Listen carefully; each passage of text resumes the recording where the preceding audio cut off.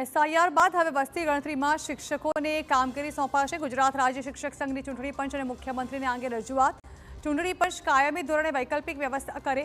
આ પ્રકારની કામગીરીથી વિદ્યાર્થીઓના અભ્યાસ પર અસર પડતી હોવાનું તેઓનું જણાવવું છે। વસ્તી ગણતરી અને બીએલઓની કામગીરી અન્ય એજન્સીને સોંપવામાં આવે અને શિક્ષકોને બદલે બેરોજગારોને કામગીરી સોંપાય તો લાભ થાય। રજૂઆત બાદ ચૂંટણી પંચે કોઈ ચોક્કસ જવાબ નથી આપ્યો। સરકારી શાળાની અંદર પરીક્ષાઓનો પણ માહોલ છે। આજે સમગ્ર પરીક્ષાઓ માર્ચમાં ચાલુ થઈ જવાની છે, એટલે અમે ચૂંટણી પંચને રજૂઆત કરેલી હતી કે આની કાયમી વૈકલ્પિક વ્યવસ્થા થાય અને કાયમી આનું સોલ્યુશન કરવામાં આવે।